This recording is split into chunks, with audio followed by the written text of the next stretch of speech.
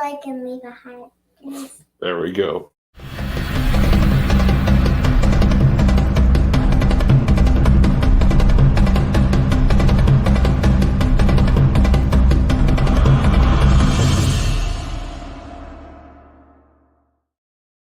Hello, everyone, and welcome to another episode of the Vidor Locksmith Show. I'm your host, David Gibson, where we are unlocking the secrets to success in the oil and gas industry, one interview, one technical presentation, and one technical screw-up at a time. And I definitely think we will have some technical scripts as we go through today, because we are live from the Patterson headquarters office here on the 7th floor. And no, HEB Pharmacy, I do not need a phone call right now. Thank you. All right. So technical script, if we want to call it, but just like the oil field, we just keep rocking and rolling right along. So as you can see, I've got two amazing guests here with me today. But before we jump into that, I want to say thank you for everybody for watching. Please let us know where you guys are watching from. Give us a shout out here in the comments. I'm going to try my best to be able to read them from here. I got my eyes checked yesterday. It says that they've gotten worse, so I'm going to have to get rid of these orange trim glasses and get some new ones. But if I can see any comments come up and be able to read them from where I'm at, I'll be happy to be able to give somebody a shout out here on the show. If you guys have been watching, please let us know if you've been watching the Torque and Drag mini-series. It's been an absolute amazing series. We've done 5 episodes so far. We've got 3 more to go. Mitch Abba Hussein will be on next week from K&M Technologies to be able to talk about special operations within Torque and Drag. The week after that, we've got Debbie to come on and talk about real-time operations. And then finally, once again, Brandon Foster will come in to be able to wrap everything up there at the end. So if you have any more questions, be sure to throw them out there to him on the last episode. All right, so we're starting to see some of the comments already starting to come in. John DeWart, good morning. I know he's tuning in most likely from Colorado. Brad Watson is here tuning in from Houston, Texas. Martin says he's tuning in from Oklahoma City. Thanks for being here, sir. Let's see, we've got Chase Fred. Oh, yeah, my eyes are already starting to go bad. Robert says, good morning from Houston, North America. All right. I didn't know. Is there Houston in any other places? Okay. Just checking. John Dahl from Klein, Texas. John DeWart says, Torque and Drag mini-series is great, high-value information. Well, awesome. Thank you for being here, sir. Mohammed tuning in from KSA. All right. So we've now got the international audience. Ian Perch tuning in on YouTube. Next up, we got Marcus Howell, who's probably down the hall. Thank you. Bumping the numbers there. Just somebody down the hall being able to watch. We should probably turn on all the monitors in here to the show. That way we can really get some numbers up. All right. Yeah, keep going. So we got somebody from, I can't say, Mustafa from Ottawa. Davey from Oklahoma City. Richard from Conroe, Texas. Brandon Webb down there from Houston, Texas. And then LinkedIn user from, what was that? Paxton. Okay, yeah, sure. All right, guys. Well, thank you guys all for tuning in. We really do appreciate it. And if you want, today we're also going to be giving away a drill bit. I've already given away my 2 that I had here on hand to these 2 amazing gentlemen. So I don't have one to put in my hand, but put in hashtag Gibson into the comment section now. We'll do the drawing for the drill bit in just a little bit. But instead, we'll go ahead and get on with the show. So welcome to the show, guys. We've got Kenny Baker with Cactus Drilling. Thank you for being here, sir. And then Mike Holcomb with Patterson Drilling. Thank you, sir. You bet. Both of you guys being here. Good times. Yeah? Yeah. You ever been on a fancy show like this before, Oh, Kenny? a couple times. No, I ain't been on a fancy show like this. Me either. So.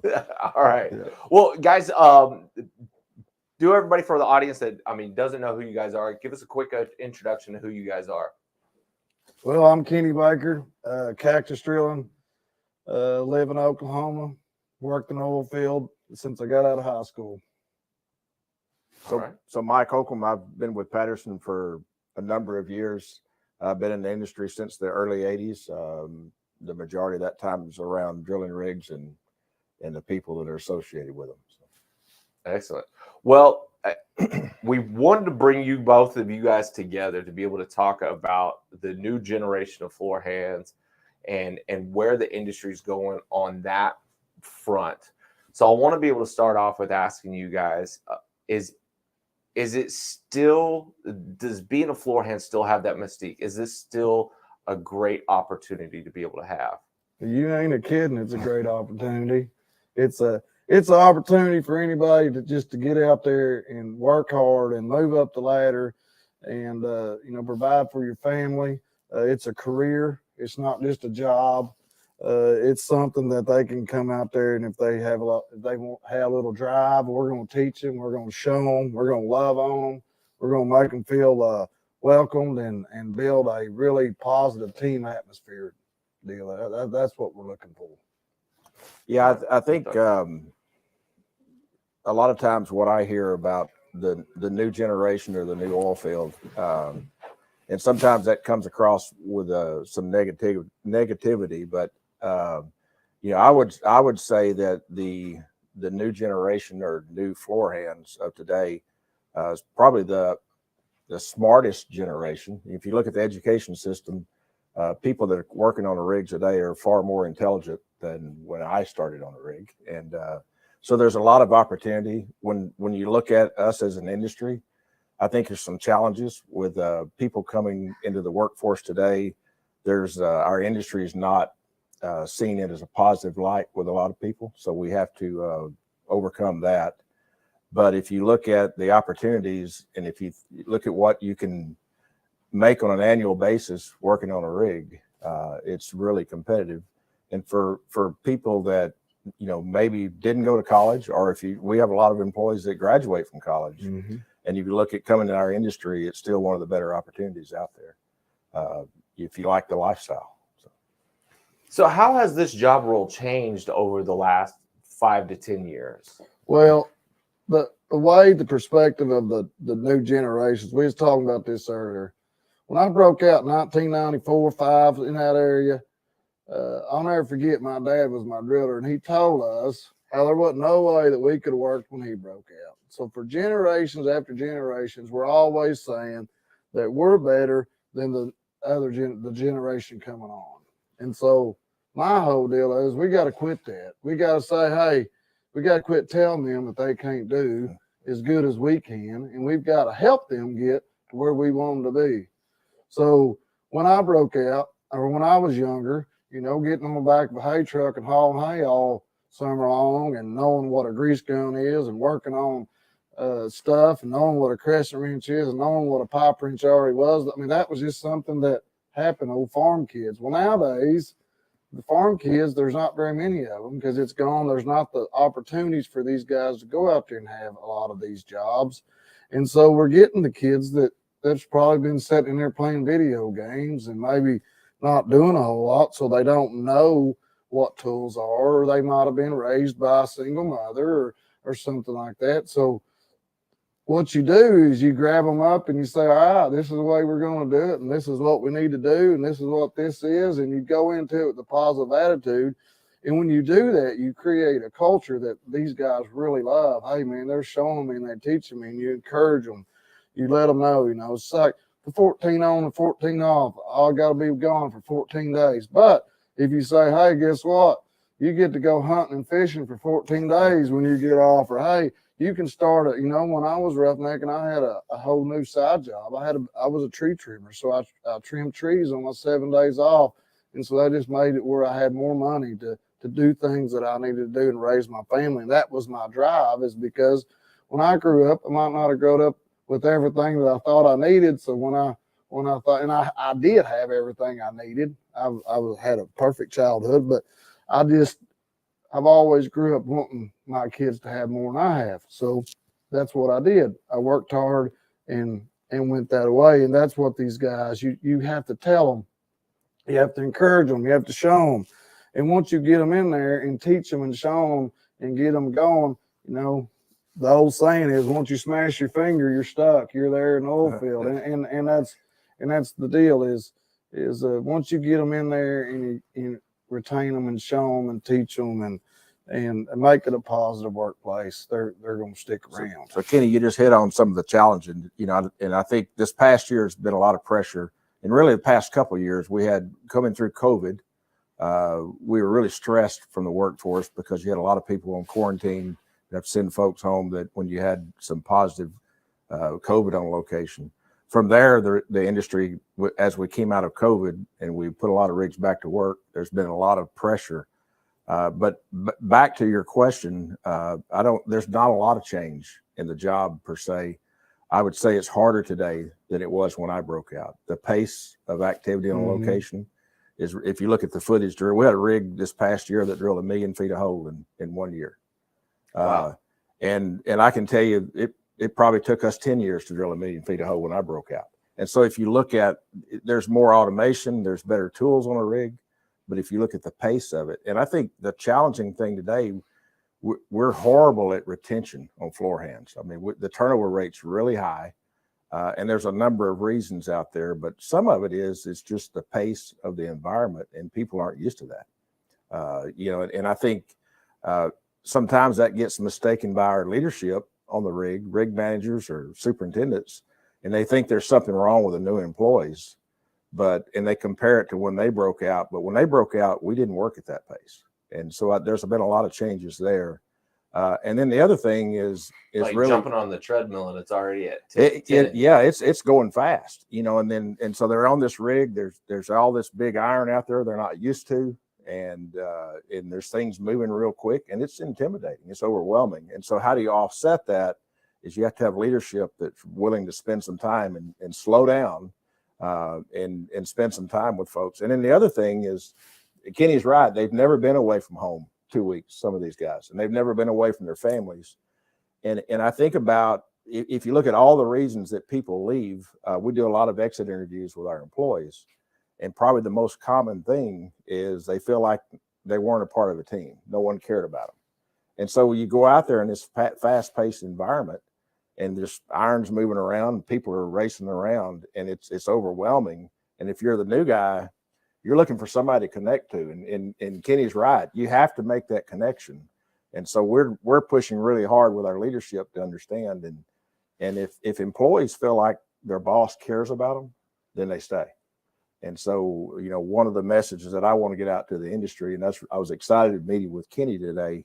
He and I share that. I'm excited to meet with you too. So we shared that leadership style that both of us care a lot about the people that work for us. We care a lot about the people in the industry. And so that's my message to the other leaders that are tuning in today that will watch this message.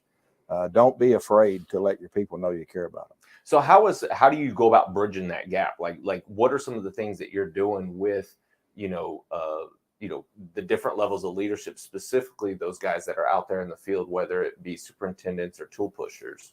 So Kenny's does it full time. What I do is I go around to all the rigs, and I was a superintendent for a long time, and now I'm director of employee development. So you go around and what really will change your culture is once they figure out, like the office or the big wheels, like, oh, we got names for everybody, like Holcomb and us. We call them the big wheels, the office people, the people's in the ivory tower, whatever, So we always say, I worked at the machine shop. They call us the chair monkeys. Yeah. So once you get out there and our employees realize that you have their back, it changes everything. And once they realize that you really care, because, lots of times they say you're just a number. I'm just a number. Well, that's our goal, is we don't want you to think that you're not just a number. You're a person that works for you, and you're very, very important. That's one thing that we always say. And Holcomb will, he'll back me up on that. Without a floor hand, it don't matter. Without the people, it does not matter how many contracts we sign or how many rigs we build. We can't drill a hole in the ground. We cannot do our job without the floor hands, without the guys out there doing the work. And so they're the main thing of this whole deal, is we've got to keep them, and we've got to keep them safe, and safety is the most important. But that you just go out and encourage them and talk to them, and you got to have a good leadership on the field, and they've got to, they've got to be bought in. I think some of the challenges, it's, if you look, and it's human nature. There's always the in crowd. There's small groups. One of the challenges on a rig, we've got a small crew. So there'll be typically, at a minimum, there'll be a 5-man crew. So you've got a driller, you've got a rig manager out there, and you've got 5 men. Well, the challenging thing, if you think back, if you've ever been the new kid in school, if your family moved and you were the new person, well, I came up in a small school, so maybe there are 20 kids there. and you're the new guy. Well, within a day or two, you find somebody that you can connect with. And so maybe Kenny and I hit it off. He was nice to me. And so you found a connection point. Well, on a rig with a small crew like that, and maybe you've had a job where you didn't like the people you worked with, but you work your day and then you go home to your family. But when you're in a camp environment and you're with 5 people, and if you don't make a connection during your 12 hours at work and then get off, guess what? You got 12 hours off time you're going to spend with them.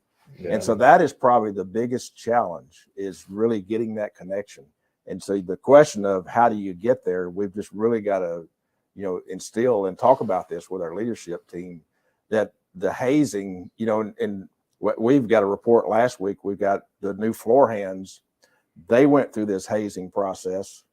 Maybe hazing is not the right word, but you know what and so they finally got connected, and now they're the ones. It was hard for me to get on the team. And so now when Kenny comes out, I'm going to make it hard for him too, just because it was hard for me.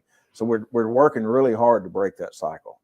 And because if the connection's there, it's an incredible industry to be a part of. The training and the skill set that you get, there's a lot of avenues that once you work on a rig and learn that, there's a lot of opportunity.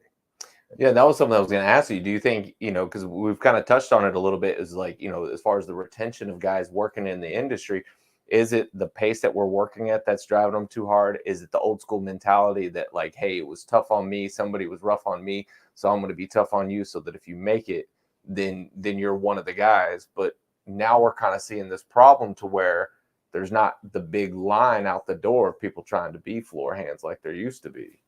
It's all the above. I don't at Cactus. I don't think. I mean, a lot of it is the 14 on, 14 off that they don't like. They're out there. I mean, you go to West Texas and sit out in the work all day in the hot and the heat and the sun and in the cold and whatever, and then after you get done, you get this lovely bunkhouse with all these guys you've worked with all day.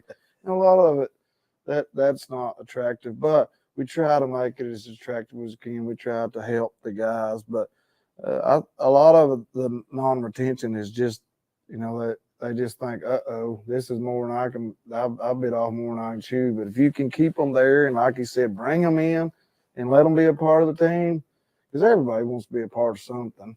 And that's the biggest deal, is trying to make them feel where they're accepted and showing them and teaching them. And everybody wants the opportunity to be great. Yes, they do, And I can tell you story after story. And I got a minute to tell a story.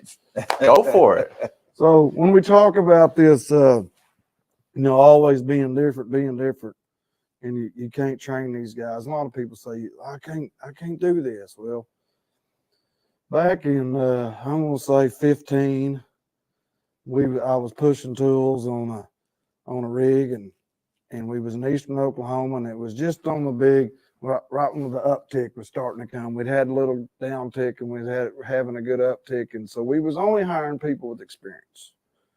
So I get the rig, and Jay Merriman was my relief, and I walked in and said, "What's going on, Jay?" And the first thing he said, "Oh, we got a doozy." I said, "What?" He said, "We got a hand out there."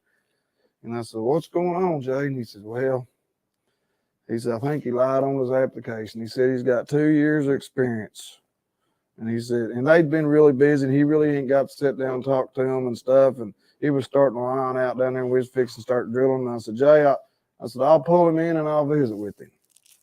So I bring the guy in, and I talked to him, and I said, "Hey, buddy," he said, "You got 2 years of experience at that other contractor." Yeah, I got 2 years. And I said, "All right." I said, "What'd you do at that other contractor that you was working for?" He said, "Well, I mowed the grass." And I said, "You mowed the grass?" He said, "Yeah, that's what I did." And I said, "Well, I got a question for you." And he was 6'9", and he was from Jamaica. And I said, "I got a question for you." I said, "When you went into our office, did they ask you what you did it?" He said, "No, they just seen that I had 2 years experience with this other contractor, so they hired me." I said, "All right, so you didn't lie on your application?" "No, sir, didn't lie." "All right." So I said, "I'll tell you what we're going to do is we're going to help you, teach you, work with you. We're going to get you all lined out here. Will that work out all right?" And he said, "Yes, sir. That's what I need. I need a good job." So, all right. I said, if you go up there and work hard and get with that motor hand, I said, we'll go up there and get with that motor hand. He's going to start training you, start teaching and showing you, realize what we got. I said, when you get done, I said, this evening, I said, we're going to cook a big old steak. You like steak? Oh, yeah, I like steak. So that evening, they was going around there. Well, here he comes, walking across the location. And I said, hey, I'm turning them old steaks over. And I said, hey, how do you like your ribeye? And he looked at me and he said, oh, man, I thought we was having steaks. And the reason I tell that story, and if you don't realize his name from that name on is Ribeye. We don't even know. I mean, that's what a lot of people don't even know his real name, but we nicknamed him Ribeye. And he worked for us 4 years. But if you can come from overseas or wherever and show up and get in the oil field and you don't even know what a ribeye is, and this has been 10 or 15 years ago that we did this, these guys that don't know what a crescent wrench is, I think I can train them, you know what I'm saying? Yes, and so sir. my story is you can take anybody you want to and make them roughneck. You just got to want to. You got to show them. And they came in, and the ribeye story is one of my favorite stories. He caught on. It took him a little while, but he just kept going. And me and Jay, wasn't just me and Jay took interest in him. Once we realized, hey, he's just out here trying to make a living. He didn't lie on his application. He did everything good. He had 2 years experience. He had 2 years experience as a contractor. He just wasn't a roughneck, and they didn't ask him that, you know. So we took him under, and then the whole crew did. The whole crew took him in. Tony found all these guys that worked on this rig, and they just took him and showed him, and he felt like he was a part of something. And here we went, and we all worked together for 4 years until we all broke up and went different places. But it can be done, is what I'm saying. You can take anybody. So I think one of the things, David, that gets probably overlooked a lot by our industry is the amount of knowledge that's on location and the skills that are there. And so you can take someone without a college education and they break out as a floor hand, and then say 4 or 5 years later, they're a driller and they work up to a rig manager. And you look at all the knowledge that they have. And a good example is we've got a leadership development program where we hire engineers out of college, and we put them on a rig for 2 years, because I feel real strongly that if you're going to lead roughnecks, then you need to know roughnecks. And so they work on a rig for 2 years, work every position, work their way up. And the feedback that we get from those guys is they were shocked at how smart people are on location, the knowledge and skills. So they obviously, they're smart kids too. They just graduated from college with an engineering degree. So, you know, that they know how to do math and they know how to apply themselves. And they go out, and the respect that they have for the crews is just impressive, because they're blown away at what they know how to do. And so and I think that's going to make great leaders at some point, because that respect's there. You know, and I think a lot of times people work on a rig and maybe they don't feel great about that. They think, you know, I'm a oil field trash or whatever, and my boss calls me a worm. And that's the part we've got to get past, and we've got to have pride in the profession, because they learn a lot on the job. And I think that's the challenging part, is for them to see that when they come out there, because when they first get there, it's just a lot of hard work, and it's hot, and it's cold. The cold's the worst part. You know, and you can see it when you get a new employee. If they can make it the first hitch, then you've got a really good shot. But you know what, on day 4, if you haven't been doing that type of work, well, guess what, on the 3rd morning, you're so sore that you can't get out of bed. And they think every day, they think this is my new life. And so we've got to walk them through that and say, no, you get used to it. You use those muscles all the time. And then once you get past that, but it's really just getting over the hurdle. And so our big focus is, if we can keep them for a month, then we got them. And if you smash your finger, I'm not going to smash their finger. You're not either. So right. That's just the old thing. I know. But that's the challenge. So how does it make you guys feel to be able to see, you know, somebody, because I mean, obviously you guys have been in the industry long enough to be able to see somebody come in as a floor hand, right, and be able to kind of work their way up through the ranks within your own organizations, or to be able to, you know, to grow within the industry? How does that make you guys feel? It's the best feeling ever. That, you know, my mentors is a big deal. I can talk about that here in a minute, but I got a mentor. His name's Red Garner, And Red always says is he can't ever measure his success unless he has somebody else to seed. You know, he wants everybody else to see. That's how he measures his success, about everybody else doing good. And I've got guys that I'm just proud of. That's why I always say that's why I never went into the other side of it. That's why I didn't go into being a consultant or working for the operator, because I enjoy helping Roughnecks. I enjoy teaching and showing and letting these guys come in. And I tell them when they come in, hey, man, I was just an old kid out of Rush Springs High School that really didn't do a whole lot. And my dad showed me how to do this. And then finally, I woke up one day and said, hey, I need to start paying attention and doing stuff, you know. And I tell everybody I was ranked 22 out of 27 in my high school deal. And when I go see my teachers, they say, is that the same Kenny Baker I taught? You know, they said, took you a while to wake up. And I said, yes, ma'am, it did. So anybody that can come in here and just have some kind of a pride and show some initiative and get after it, you can, man, it's the sky's the limit. You can roll, and it's fun watching these guys come in. And like you said, there's some really smart kids that's coming in here, and they're rolling up the top fast, and it's fun to help them and fun to watch them. And that's why I do what I do every day. Yeah, it's been being at Patterson for most of my career, or companies that Patterson acquired. But, you know, there's people that I broke out roughnecking with. I worked on a rig to help pay for college. I was actually going to be an ag teacher was my plan. And then I was working on a rig and going to school when I could. And I just fell in love with the industry. I grew up around machinery. I'm a bit of a gearhead. And I can remember that first day, I'm looking over at the driller and he's barking at me and I'm thinking, I want your job. You know, I want to learn to do that. And so it's just really, really fascinated. But some of the guys that I broke out with, we've got one rig manager works for us today. And he and I went to high school together, played ball together, and he still works for us. And then we've got, for me, it's been here long enough that we've got folks in leadership position that worked for me many years ago on a rig. And so it's been a lot of fun to watch that growth. And that's the part, again, going back to the floor end, that's the part they don't see. You know, they're out there just working their butt off. They're tired, sore, and homesick. You know, Kenny talked about the camp life. You know, we're doing things like simple things like ensuring they've got Wi-Fi. Mm-hmm. Because when I worked on a rig, we didn't have a cell phone. Yeah. You know, and if you were lucky if you had a phone on the rig, but now, you know, we've got technology like FaceTime, and it helps if employees can have some quiet time and FaceTime their kids.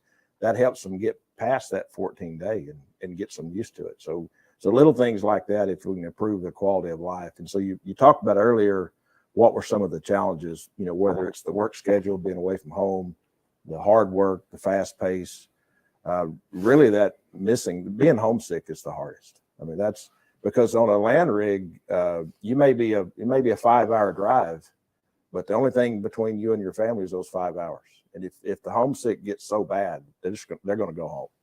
And that's the challenge, is getting everybody used to that. I would, for those of you that are interested, Independence Contract Drilling, ICD, look on their Facebook page. They've done some videos. They've got some of their rig workers that do a video that show the new employee, you know, how to pack your clothes, it shows one of their employees telling his family goodbye, what to take to a rig with you, how to prepare. And as an industry, we need to do more of that, you know. And anyway, it's well done. ICD on their Facebook page, take a look at it and share it with your employees. But if we can help fill that gap, you can't replace their family, but if they can make a connection at the rig and at least enjoy the people they're working with, then it makes it easier. Yeah, I always talk to the guys that work for me as MWD hands, that I said, you know, the job and the technical portion of this, like, you can learn over time, but the hardest part is going to be the fact that you now have 3 other grown men or other people that you're having to live with that you didn't grow up with, you didn't play ball with, you guys didn't grow, you know, y'all weren't friends from something before. And, you know, everybody's got a story about, oh yeah, you know, when I was in college, when I was here, I was roommates with somebody and we were best friends beforehand. And then as soon as we started living together, we hated each other, you know, and that happens all the time. And then, you know, you take people like this, where the only commonality that you have is place that you work for, or the goal that you're trying to achieve. And so that just that it becomes like a pressure cooker situation there. So it's great to be able to hear that you guys are kind of taking on that challenge to be able to help them out. Where does the passion come from you guys to want to be able to help these guys so much? Now you just got my emotions going. So my passion,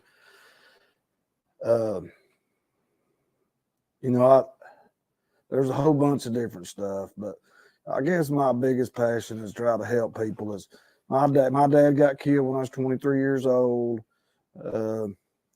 He taught me, showed me, helped me on all this stuff, and probably didn't listen to it like I should have when I was that age. And then just for these young guys to come out and to make something of themselves. The world always says that you got to go to college, you got to go to college. You don't have to go to college. There's ways to make money and to make a living and do things without going to college. So just getting them in here and teaching them and showing them and man, that's just my whole passion is just seeing, I got a kid that he showed up on a rig and he brought, I think he had a carton of Marlboro cigarettes, and I think I had his boots there, and he had a few sandwich meat and bread. Showed up when he was 18 years old one day. And right now, he didn't have, that's what he had. Right now, he's got a really good house, really good family. He's a foster parent, got a great career, actually working for Kaiser Francis now, and it's like, so I'm so proud that these guys come in here, and I didn't give him nothing. All I gave him was an opportunity, and he took it and ran with it, and just soared up to the top. And so it's just really neat to see that. I guess my passion is just seeing these guys just come in and just do good, because it's just pretty neat from where I come from that say, heck, I was just an old kid, roughneck working derricks, and now I'm in Houston talking to the chief. He's a chief operating officer now. So Kenny asked me yesterday if I was going to wear a suit, and I said, no, I'm not going to wear a suit. So the drive. Yeah, I forgot I didn't get the memo about no sleeves. Yeah, he said wear a vest, but the drive or the passion of what we have, it's just, a lot of people know my story, but, it used to be just the drive and the passion of just being a good hand. That's what it used to be. Well, then the tornado story come along, and the tornado wiped out Cactus 117. A lot of people know that, but after seeing that somebody made a decision to put these shelters on location, and when you show up to this drilling rig and you can look it up, and it's all gone except that one change house, that's kind of what changed my passions on it. There was 14 guys on that location, and all of them should have died, but all 14 of them got in that change house, and they survived because of Kathy Willingham made the decision to put this bunkhouse on location. And then once I started doing the safety talks and started doing the same, and then I just went on and kept doing lots of stuff, and it's just like, man, I can help these people. I can help people be safe. I can show, I'm making a difference, and that's where my passion comes from, is trying to make a difference in these young men's lives. Yeah, I think a lot of it is probably with your upbringing too. Maybe it's DNA. I've always been a people person. I said I was a gearhead, but if you get machinery and people, so I think this industry was well suited for me. But then I think about over the career. Obviously, I've had tragedy in my family that shaped me at a young age. I lost a brother that he and I broke out in the oil field on the same rig, and watched his family go through that. But then, some of the events that in a leadership position that you deal with over the years, where you watch other families with tragedy and you realize it matters. Leadership matters, caring for your people. And so I think with a long career, when you've been in it a while, all that shapes you, and you understand that the new guy with the green hard hat, he's got someone at home that loves him too, and it's our job to take care of them. And so I think, time and experience is probably the big factor in what drives my passion. So what would you guys say right now to anybody that's watching that because a lot of people in the audience would either be somebody that's been in the industry for a while, or maybe there's somebody who just got in here, right? What would be your message to them as far as what you would say to tell them to be able to how to be able to act, what they need to do about the new people coming in, right? So that we can drop some of that mentality that, that bigger I'm better. I've been here so long. I've got 15 years experience. You don't belong here kind of thing. Don't forget where you come from, and you put your Red Wing boots on just like I do. And that's what I tell them. I'm nobody. I drive up in a white pickup and got a white hard hat, but I'm just a guy. And I started right where you started. I'll never forget one time, Red, I was out there scrubbing the A-legs, and he walked by me and he said, "That's where I got my start." And you think about that. Was he goading me, or what was he doing? But after you think about it, he was encouraging me. Hey, man, that's where I come from, too. You just keep scrubbing, you'll get on up here where I'm at. And I did. And I'm on his tail. I followed him all the way up. So my main deal is, to be a really good manager, you got to love people. I love that word love. I say it a lot. And everybody kind of gives me a hard time about it, but you've got to love people. You see all these big sayings and stuff about leadership and being a manager and all that. Well, put a new one out there for me. If you want to be a good one, love your people. And if you don't love your people, you're probably not a good manager. And just, he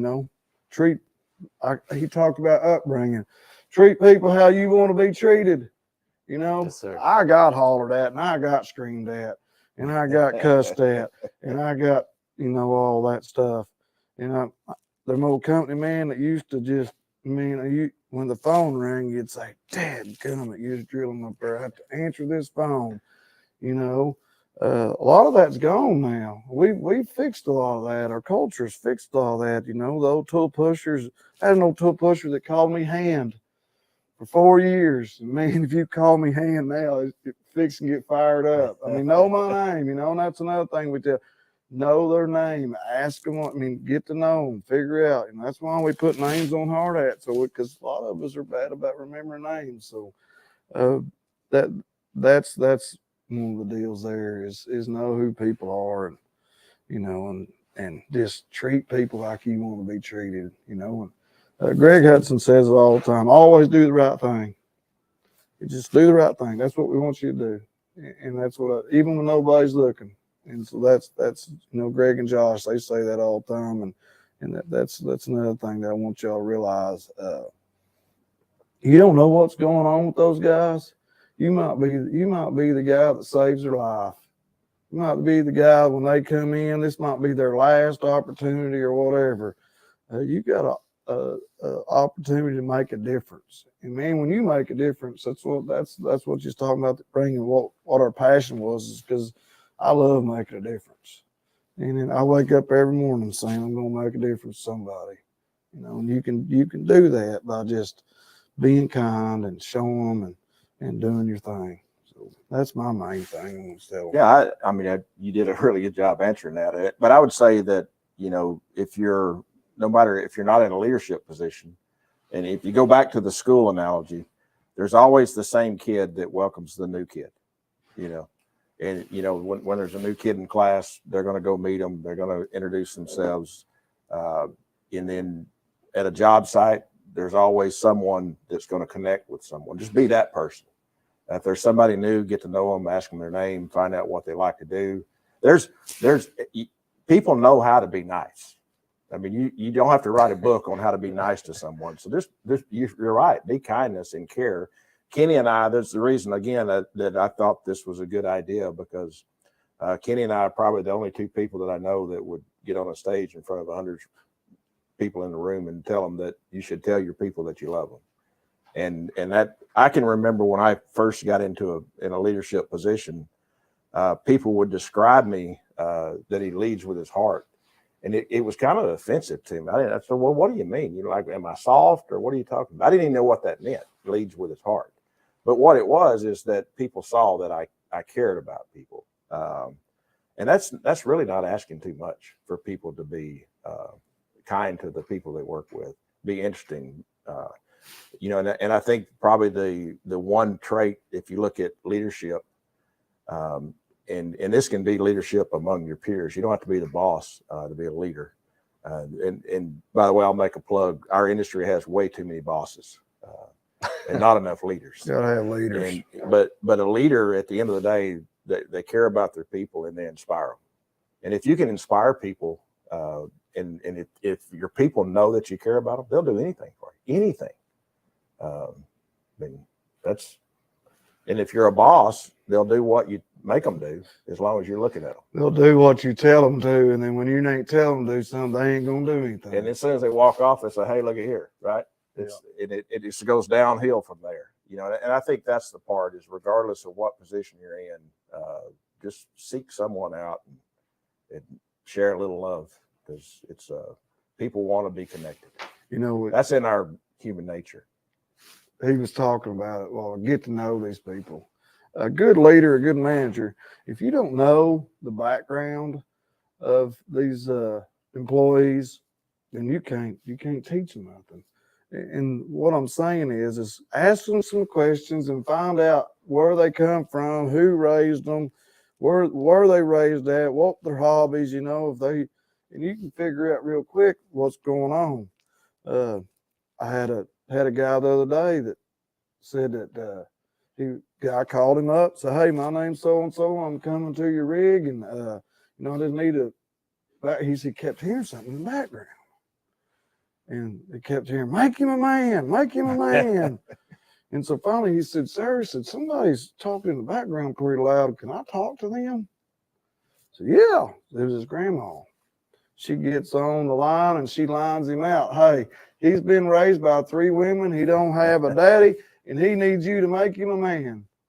And so when that driller showed up, he already knew what he had, and he already knew what he had when he showed up.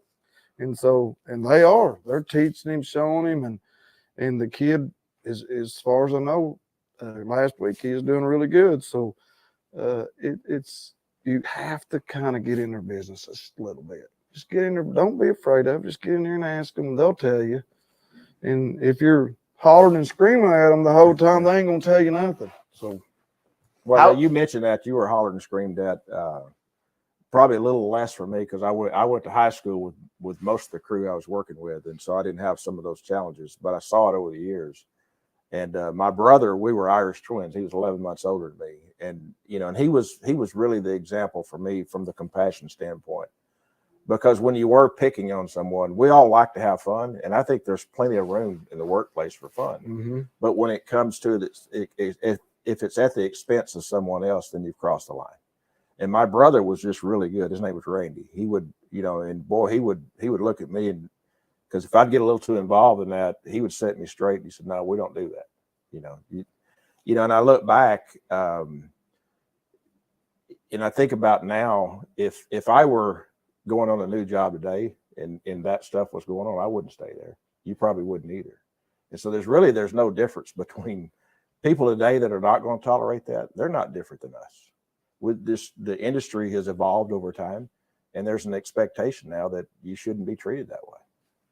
So I think that's probably one of my messages to everyone else. If that's still going on, just cut it out. Yeah, I mean, we're going to cut up and we're going to harass and we're going to have, and that's all in fun. But if it crosses the line, we need to shut her down. I mean, like you said, you got to have fun. We're going to rib on you a little bit and everything, but that's all right. Rib us back and it'll be good. But horseplay and all that stuff that, some of the stuff that happened when I broke out, we ain't doing that.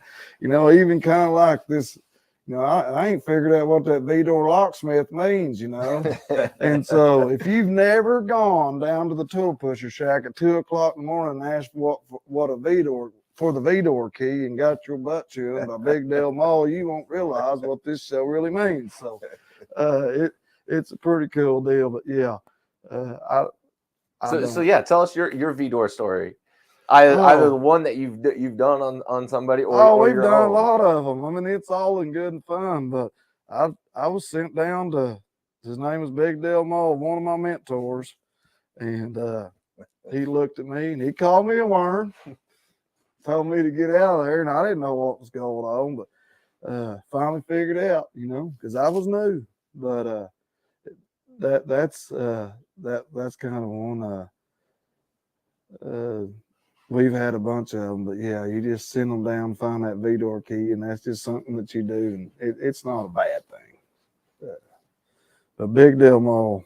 You wake a tool pusher up 2 o'clock in the morning and find a V-door key, it's not a good day. Any stories from? I'm not going to share any stories. No. Obviously, I've seen it all, and like I say, but again, you can have fun, and there's room for some of that, and and that's where the camaraderie person really starts to build. Yeah, if the person on the receiving end knows that everybody really cares about him, then typically it ends up okay. But when you see true hazing where you've got someone hoping someone fails, then I just have zero tolerance for that. Yes, and I think that's what Kenny would agree with also. When it's buddies, then buddies will do what buddies do. But you got to make that connection first, and you got to keep it in the fairway. I want to talk about, was talking about our passion and stuff, but yeah, I want to talk about all these mentors, guys. When I grew up, my dad was working overseas, so I had my first mentor other than my dad was named Jimmy Lucas. So Jimmy Lucas, what he taught me is he taught me how to work and really, stay in there, like the strength, like you haul hay every day.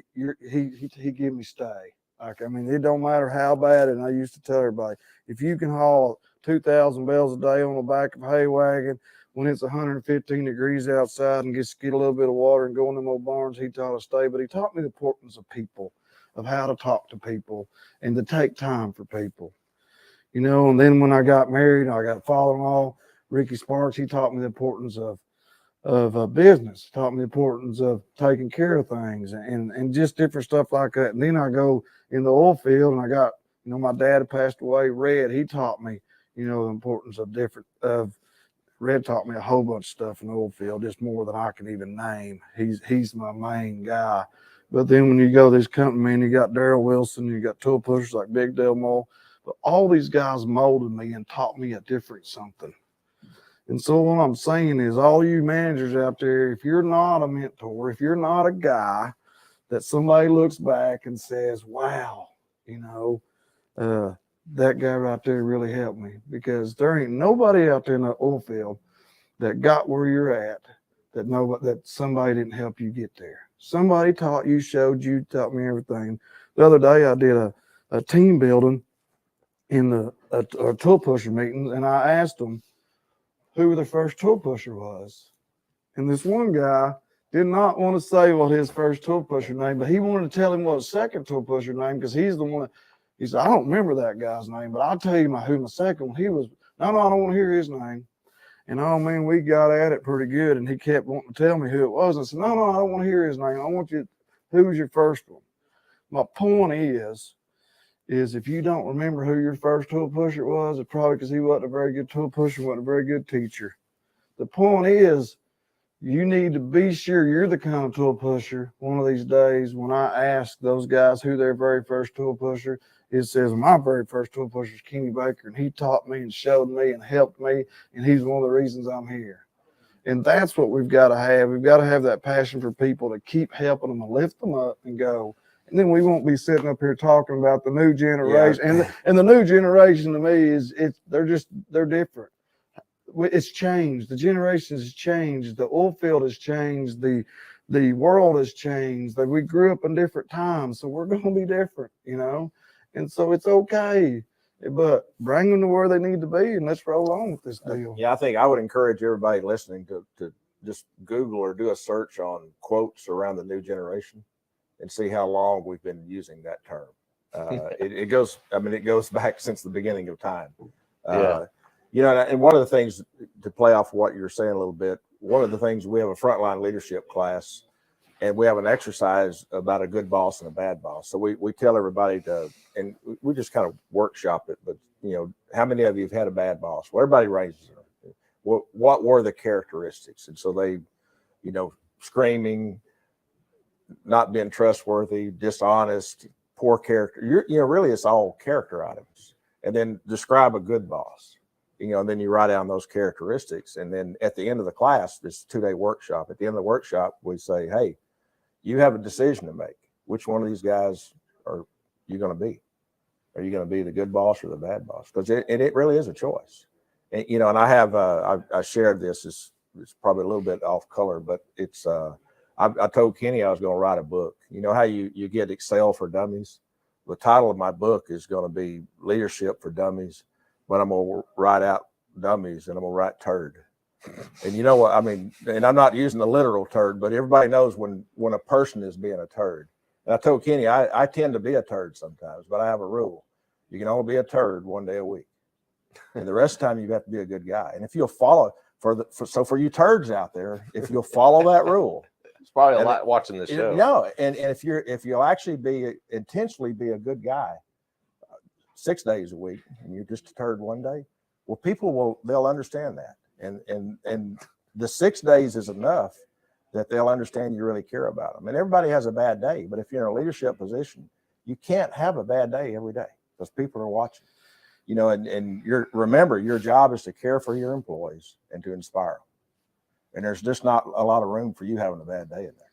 And you lose your respect if you have a bad day every day. And that's where if you do have a bad day, or you do have something you want to get across pretty good, with a loud voice or lose your kind of temper a little bit, they're going to respect that because you've treated them that well for that long, and they're going to respect. I tell everybody, when I get loud, you better listen, because it's somebody's fixing to get hurt, or I really want to get across. And that's the main thing is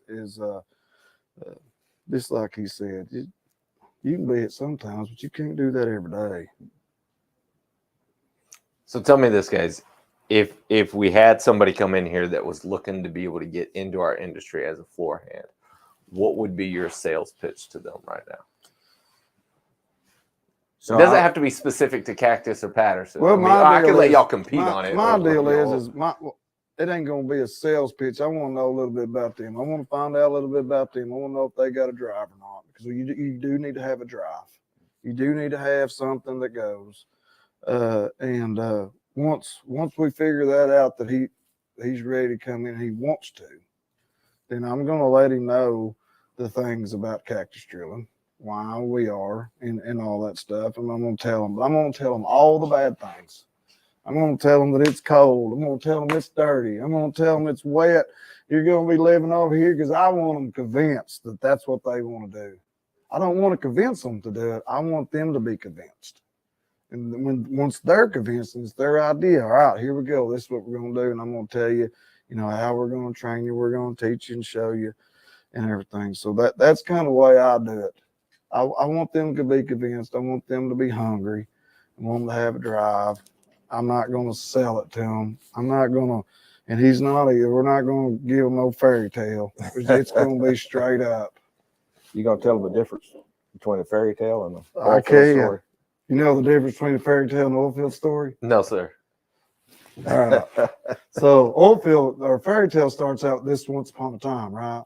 An oilfield story starts out this ain't no shit. I'm kind of famous for that line. Yeah, that's a Kenny Baker quote. But I think Kenny's right. Is probably the challenging thing now with new employees is finding someone that the lifestyle fits. And so once you figure that out, really then explaining that there really are opportunities. If you look at opportunities to advance, if a lot of people work in the oil field because they want to make money. And if you look at the way to make more money, and every roughneck wants a raise, and then you give them a 50-cent raise, and it really doesn't move the needle much. But when they start getting promotions and they move up the ladder, they start making more money. And I think for me, that's one of the awesome things about this industry is the how quick you can learn and promote and make up. And actually, we've got people that make nice salaries and provide for the family. And yes, you spend 6 months away from your family, but you get 6 months at home. And if you measure your family time on an annual basis, you actually get more family time working a rotation than you do working a regular job. My son is 18 years old, but when he was younger, I worked a 7 on 7 off. So when I was home, we didn't have a babysitter. I took care of my kids. I wasn't a babysitter. I did my dad thing, you know.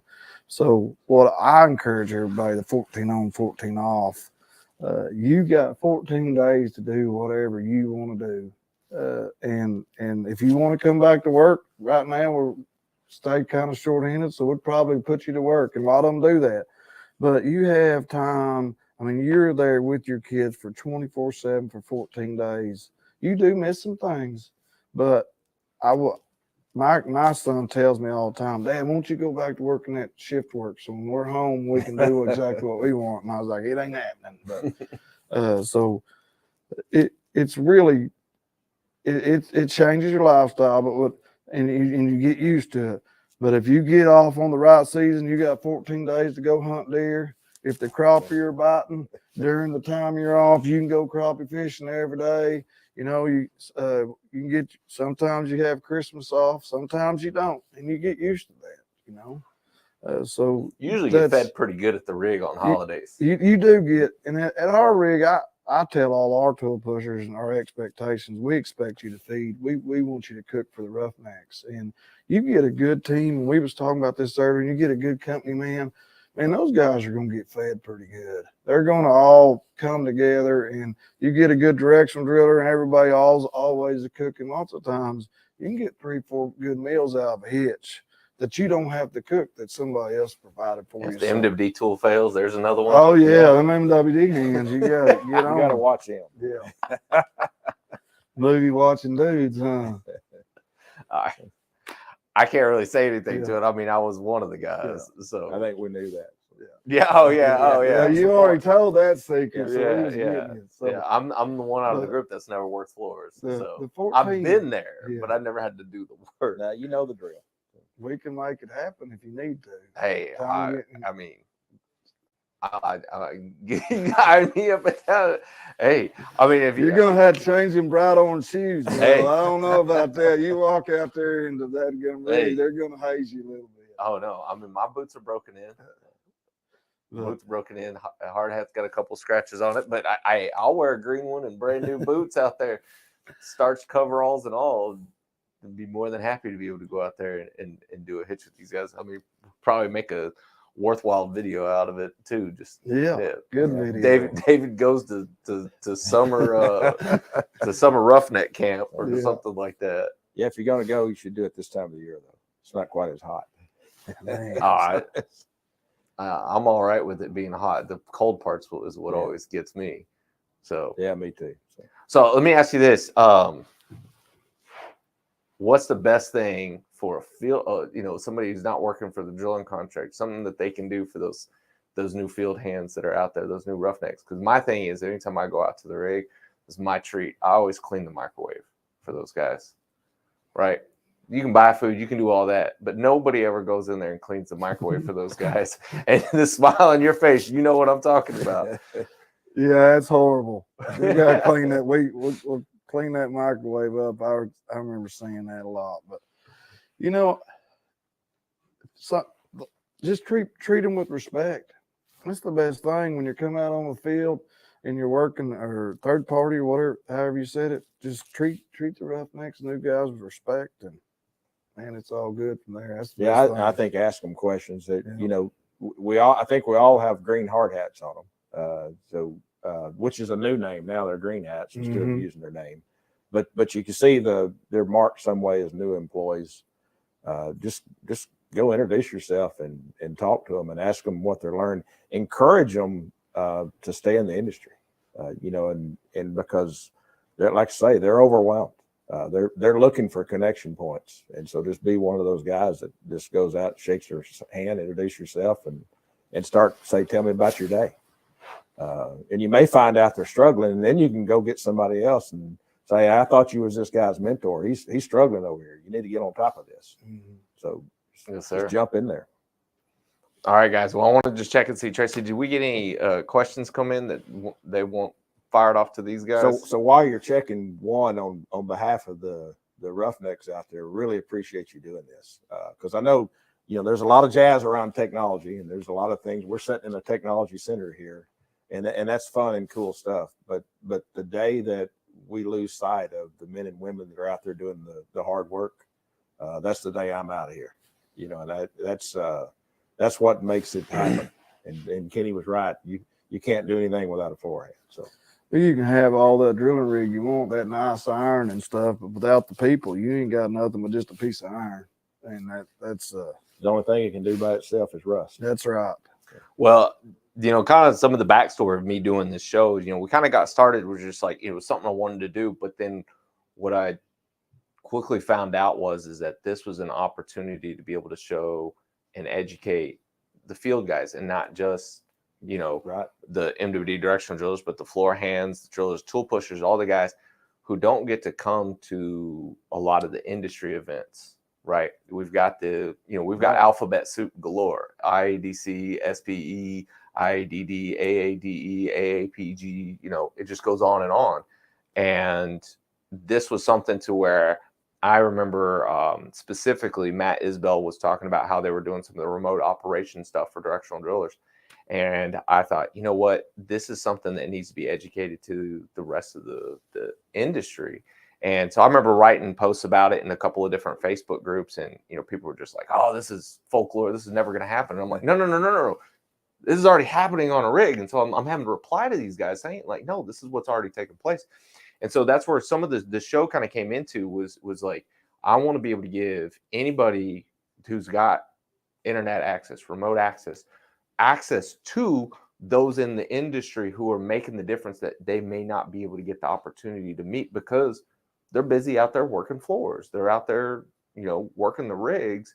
They're not coming back to Houston. They're not going to New Orleans. They're not going to Austin. They're not going to these other meetings. And so that's where a lot of this comes in, is I want to be able to give, them the opportunity to get plugged in, and then give you guys the platform to be able to reach out and be able to communicate with them. So, hopefully more people start watching the show because of that. I mean, it's the honest truth. It's what I've been trying to do. You'll have all kinds of people watching since he's on there.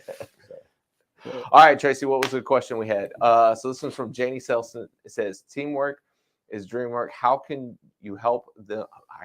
How can you help them see their growth pattern, that there are places to grow within the company?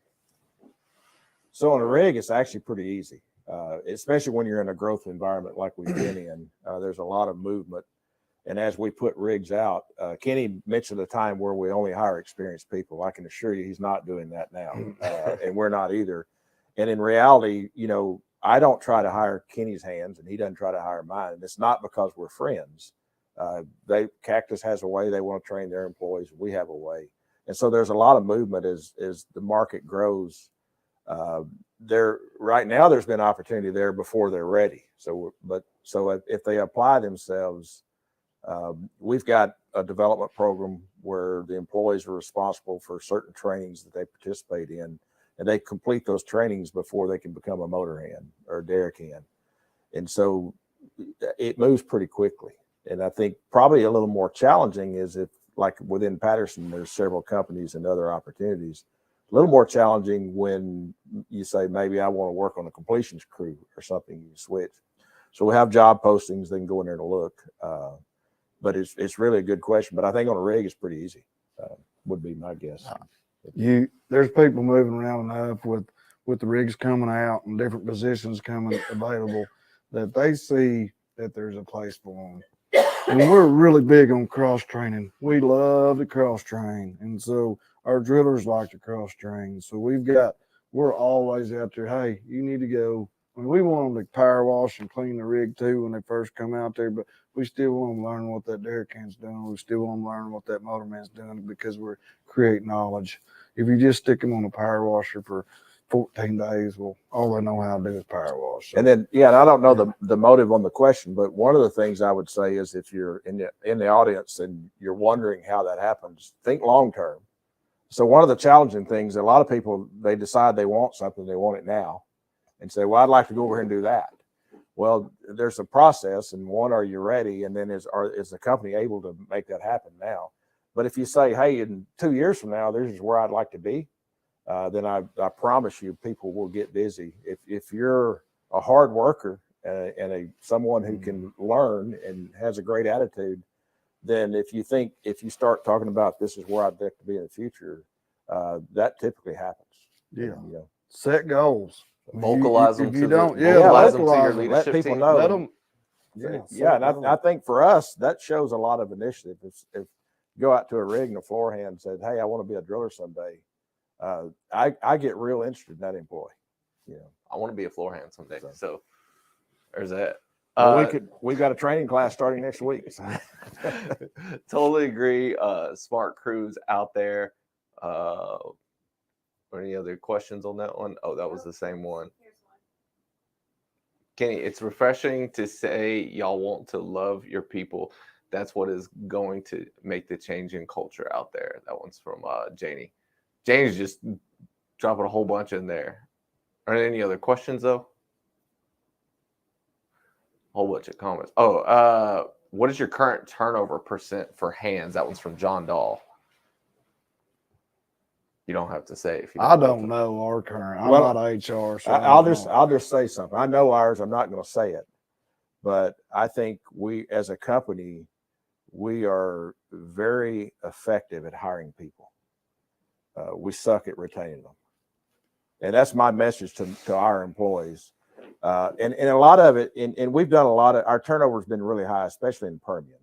One, we've exceeded the available workforce that lives in the region. So a lot of people are moving in. And so we've been really focused on understanding the retention. It's really around floor hands. We actually have a very respectful turnover from motors and above. And in fact, if someone's been here 3 months, our turnover rate's really low. So when you measure it if you look at our overall company turnover rate, it's decent. It looks pretty good. I mean, but that's something that's but like if you get down industry wide. If you get down granular Yes. on floor, it is. It's industry wide. But if you get down granular on forehand and we look at it, and so what we really focus on is the part we can control. So when we're interviewing, we're having to hire thousands of people in a year like last year. Some of the questions Kenny talked about earlier, really understanding is it a good fit. Often there's a large bucket of that turnover that it just wasn't the right fit. And there's not a lot you can do there other than ask better questions and do a better job interviewing. And then there's another bucket that, maybe the quality of life, is not right. You talked about crew camps. You talked about the microwave. So you can put a brand new camp out there and it's going to be new one day. Yeah. And then it gets worn really quickly. And so if it's not being cared for, that's why cleaning the microwave is always a perfect thing. But really what we've been focused on are the things that we can control. And the one that is on my agenda is the one where employees are not being treated right by their boss. And that one, I have no tolerance for that. And it's still happening, but we're being aggressive. I had a person yesterday in our pressure pumping division that invited me to come to a town hall and deliver my message. I said, I'll do that, but I'll make a commitment to you. We're going to keep focusing on frontline leadership where you won't need to invite me to deliver this message. They're hearing it every day from their boss. Mm-hmm. And so that's the answer. Kenny does a great job. Kenny's an ambassador for the industry. He goes around and speaks a lot. I get your point with the alphabet, he's talking, but a lot of times the right people, the leadership's in the room. They need to hear the message also, because the driller and the rig manager on location, that's who our employees are seeing every day. And if they're not being treated right, then we need to know about it. You agree? Yeah. I got a good story. Tool Pusher told me the other day, this guy come in and he'd had some rough life and his teeth was all jacked up, messed up. He was doing really good, wanting to get some stuff going on. And he came in and said, "Hey, I'm going to get my teeth all fixed." And he says, "All right, heck yeah." And so Tool Pusher asked him, "Well, how you paying for that?" He said, "Oh, I'm going to do a payment through this deal." And he says, "Well, let's look at it. I think that's going to charge him 25, 20, 30, almost 30% interest. It's horrible." Tool Pusher said, "Hey, this is what we need to do. You've been here, 4 or 5 years or whatever. You've got some stuff in this old 401k. So let's draw that money out of that 401k and pay it. Then you're going to pay your interest back. This guy's going to work for us forever. Yeah. So, I mean, he just saved him all this money, took interest in his life. He's got his smile back and he's got everything good. And you know, heck yeah. And that's what I try. Them stories like that, of them guys teaching and showing, helping and taking out their time. Man, this makes me. What's that guy's number? Huh? That rig manager. What's his number? No, I don't have his number. I don't even remember who that was. You know, but those guys taking that much initiative into helping these guys, and you know, this rig manager also always hounding them about the 401k. Always saying, man, be sure you're maxing that 401k out, because you know the more you put in 401k, the more that they'll give you. You know, and if you're not maxing it out, well, you're losing money. You're leaving money on the table. That's really a good example, because when you have benefits meetings, you know, and you send stuff in the mail and you encourage people to sign up, they don't. But when their boss tells them it's a great deal, they'll listen to him. Yeah, they will. So, you know, that's the other thing is we've talked a lot about when we're not doing it right, but I would also say that the majority of our leaders actually do it right and they actually do care. In our positions, a lot of times we're focusing on the gaps where it's not happening the right way, but it's really important to remember that this industry has a lot of caring, compassionate people. They sure do. I don't want to be so negative that we miss that message. So for those of you out there that are doing it right, keep doing what you're doing, encouraging other people to follow your lead. I mean, that's the great thing about the show, is to be able to show that, you know, this is not a big bad industry. You know, we've gotten a lot of bad publicity and it's not from our own selves. It's just from other people outside looking in. But there's just nothing but, from what I've been able to come across, nothing but great people that are in our industry, especially you two guys. Yeah, I mean, you go to talking about environmentalists, you know, we've got a bunch of environmentalists that works for us, a bunch of us, all of us. How many guys you know work in the oil field that love to go out in the environment on their days off and spend time in the woods fishing? I mean, that's what we get this bad rap, and he said something about oilfield trash. I'm not. I think that deal is gone now, but it used to be a deal. But I'm not in on oilfield trash. We're not oilfield trash. We are good people. We are looking for trying to help the environment all we can, and this oilfield deal, that's a good thing. It's a really good thing, and we've got people out there. That's what I tell everybody all the time when they start talking about oil and gas. Hey, these guys that work on these rigs, and we love the nature. That's what we're out there doing every day. When you get us off, we don't want to be messing up. Or we got to drink water too. You know, they want to say that we do all this bad thing. We don't do that stuff. We go through all kinds of regulation precautions to save, you know, the environment and all that stuff. So I was about to say, some of the most strict environmentalists, as you could say, have been people I've gone hunting with, and they're just like, you better pick up every little thing that you drop behind you. You know, like that's been the most strict people that I've been around as far as, you know, keeping nature and preserving has always been, you know, oilfield guys. All right, Tracy, do we have any more questions? We got two more. What does your company do during onboarding process to get a new hire exposed to the working environment and equipment before they are sent to location? Marcus, thank you for the question. Appreciate it. So our onboarding, we do safe land, and we do forklift and man lift training. It's at our yard, and usually we have here lately we've had a rig in the yard, so we just go over that. We also do an ALS program, and that's well control, get them familiarized with the well control stuff. And so that's kind of what we do. And then we, you know, it's hands-on training out in the field. So we've got we've done a number of variations. At one time we had designated training rigs in the field.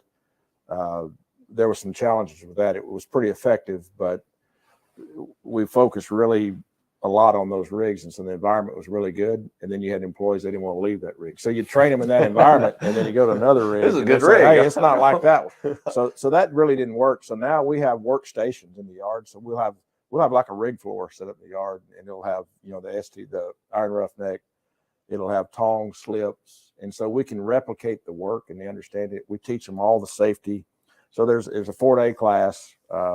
While they're in class, part of it's classroom and part of it's in the field outside. They stay in a crew camp. So you try to replicate what it's going to be like out there. Still, it's right in town, but it's not quite the same. But we really try to instill as much. And there's a lot. It's more effective to take it offline than on a rig. And so you can teach it, forklift training, all the safety training.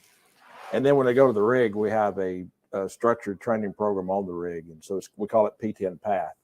And each one's got their own workbook. And the drillers are the new employees required to keep up with this book. And then there's competencies programs where people sign off that they've learned to do it. And it's self-paced, but it has some thresholds. And so there's some required learnings that you have to complete within 6 months. And so then the superintendents go back, like Kenny's doing now, but go back and follow up on it. So it's structured, and it's effective if it's done right. But again, it requires leadership. It requires, and part of the nice thing about it is it helps create that connection point where people have to communicate with a new employee about what he's learning. So it's not perfect, but it's pretty effective. Excellent. All right. This has been a wealth of knowledge regarding new or green employees. What do you guys do to make those reliable and trustworthy connection points for the women workers on the rig? Great interview, guys. So it's been a challenge there. And there's some, we actually have an employee that has worked from floors all the way up to rig manager. So we've had some success. And so we like to say we don't treat women any different. And I think in general, that's our approach. And again, when we're hiring, same question as Kenny, we understand we're not going to hire you if we don't think you can be successful. And then we try to ensure that we've got a respectful, inclusive workplace, including gender. So there we go. All right. Any more? Has technology and automation changed your recruiting focus? I want to talk about automation right quick. I keep seeing this stuff on Facebook or on all this stuff where they're saying we're taking away jobs with automation. Man, let's quit that. All you're doing is adding jobs. The more automation stuff that's on there, the more people I need to fix it all and work on it and keep it rolling. We got the automated derrick can out there, and it's not take away any job. The derrick can still got to run it. It's took him out of the derrick and put him where he can run it. But a lot of our stuff, our automation, the people get scared of the taking away jobs. That ain't happening what I'm seeing right now. Not from what I'm seeing. So the automation is awesome. I mean, the ST80s and 4120s and when I broke out, we was throwing the chain tongs. Chris Lloyd the other day, we was talking, and when we broke out, we was throwing those tongs around, every day, all day long. And he was telling his son that, and Chris works for Cortair, and now his son works for us, and he said, "Dad, there ain't no way y'all did that every day. Y'all didn't do that all day, And so now the ST80 comes out and does all that. So it's a great. It just makes it better. Like I'm glad we have all that. I mean the pipe cat that comes up the catwalk, it comes up and brings the pipe to you. I mean we used to have to run down there and hook on, and you're spudding in, had to hook on to all four of that and drag all that up the V door. I mean it's made the oil field a lot better and a lot. Well, I think it's created additional opportunities for the industry. So there's a different skill set. So obviously, if we're recruiting for someone that's in a technical role, probably has changed. I mean, if you look back, support staff for a drilling rig was just very mechanical in nature. When I went in the industry, it was more of a diesel mechanic and someone that can pull a bearing off of the shaft, put it back together. That still exists today. But if you look at the room that we're in here, obviously that's a different skill set. But then from the technicians that are going out to rigs, if you look at the growth that they've had And a lot of those guys have transitioned. They've been trained to troubleshoot electronics. That's a skill set for those as individuals that applies to a lot of industries. And so there's been a lot of growth along with, and I would agree with Kenny, the more advanced the rig and the more productive it is, a lot of people say, you can take folks off the rig. Well, no, actually you need more because of productivity. If you look at man hours per footage drill in this industry over the last 20 years, it's phenomenal. It is phenomenal. And so the efficiency gains through technology is incredible. And I think that's why we still have low cost energy. And is that just as now that there's so many operations that once you could do in parallel, now you can't really do in parallel, or you couldn't take, hey, while we're drilling, you guys go do this and go over here and work on this and get this done. Now it's okay, you guys got to stay here, and I need another guy to come over here and do this. Yeah, we didn't. I mean, we got cases now where we say we've got an hour rig service in every contract every day. There's some operations where we can't even shut down to service the rig. And so that fast pace out there, we need everybody on location. And there's a place for both automation and still the legacy workforce, if you will. You're spudding and cementing all at the same time. I mean, there's just all these operations that are doing sim-ops, and these guys are busy doing this and that. So we got to make it as technology as we can, because there's lots of stuff going on. Well, and with that being said, another thing is, don't you managers out there, if you got too much stuff going on, just stop, slow it down. Hey, man, we've got way too much stuff going on, because that's where people get hurt. And that's another thing I want y'all to hear is, if you've got too much stuff going on and you can't keep up with everybody, that's when you say, hey, we're going to stop right here. We're going to stop. We're going to do one thing, and you just tell them like it is, because people's first. Well, it's very obvious that you guys are very passionate about this. I want to thank both of you guys so much for being able to come on the show. Any last words that you guys would like to be able to share with the audience, or anybody else out there that might end up watching this at some point? So I closed an IADC meeting like this one time. I'm going to use the same word. So if you're a leader and you're on this webcast, or if you watch it later, tell your employees that you love them today. You may get some blank stares or some surprise looks, but just don't be afraid to show compassion to your employees. That would be my message. There was this old tool pusher. He went to Destin, Florida, and his wife been wanting him to go down there for a long time. And he finally got down to Destin, Florida, and he walked out he got up early and got him a cup of coffee, and he walked down there on the beach, and there were starfish flying all the way up and down. I mean, they washed all up and down the ocean. And there's a little boy was down there pitching these starfish in, just kept pitching them in. And the old man thought, old tool pusher said, oh, that old little boy ought to do something different. He ain't doing no good down there. There ain't no way he's going to get all them starfish picked up.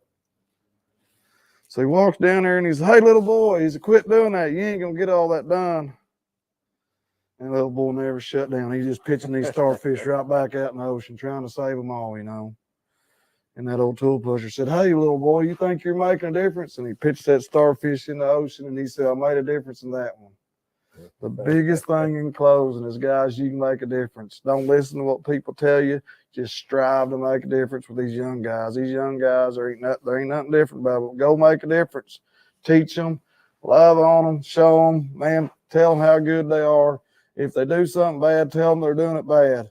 But do it in a way where they'll want to do better. Well, thank you guys so much for coming on, Kenny. We appreciate it. I do appreciate it. And before I forget, Tracy, hit the button. Yeah, let's give away a drill bit. Oh. There we go. We had 26 people entered today. Thank you guys for watching. We really do appreciate it. And let's see who today. We had a bunch of people watching. Let's see. Brad Watson. There we go. Brad, thanks for watching, man. I do appreciate it. Get in touch with me on LinkedIn. I know we already have before. He's watched several of the shows and commented and stuff. So, Brad, we got another bit coming your way. I don't know which color, which one it's going to be, but we'll get one that direction. Thanks, everybody, for watching. Tune in. Not next Friday. I'm going to take the week off. The week after that, I can't remember who the guest is, but Mike Booker. There we go, from Phoenix Technologies. Phoenix Technology Directional Drilling Services. Mike Booker is going to come on. at least on Tuesday. Then we've got Mitch from K&M Technologies, continuation of the Torque and Drag mini series. Learn it, turn it, burn it. Thank you guys all so much for tuning in. Really do appreciate it. And as always, know your industry.